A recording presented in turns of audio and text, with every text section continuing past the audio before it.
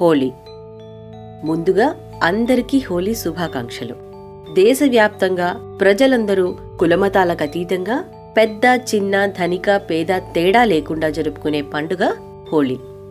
ఫాల్గుణ పూర్ణమి నాడు జరుపుకునే ఈ హోలీ పండుగకు హోళికా పూర్ణిమ, కాముని పున్నమి అనే పేర్లు కూడా ఉన్నాయి.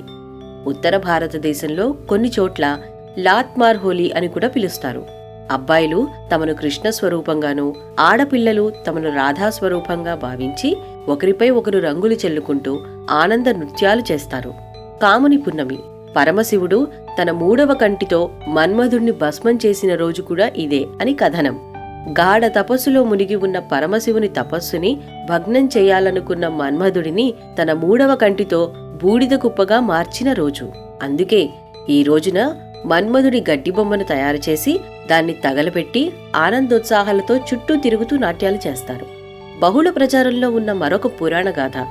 పూర్వం హిరణ్యకశిపుడు తాను అజేయుడని, దేవునికన్నా శక్తివంతుడనే గర్వంతో విర్రవీగుతూ సదా తన శత్రువైన శ్రీమన్నారాయణ్ణి స్మరించే తన తనయుడిని తుదముట్టించాలని తన సోదరి హోళికను ప్రహ్లాదుని ఎత్తుకుని మంటల్లో నడవమని సూచించాడు.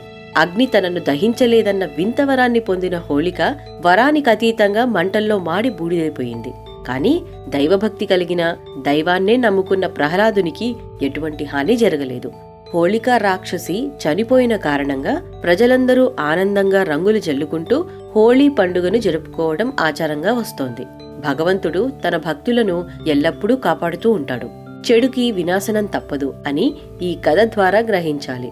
ఫాల్గుణ పూర్ణిమను ఒరిస్సా, బెంగాల్ రాష్ట్రాలలో డోలా పూర్ణిమ అని కూడా వ్యవహరిస్తారు. శ్రీకృష్ణుణ్ణి ఊయల్లో ఉంచి పూజించి డోలోత్సవాన్ని నిర్వహిస్తారు. ఊయలలో ఉన్న గోవిందుడిని దర్శించుకుని తరిస్తారు.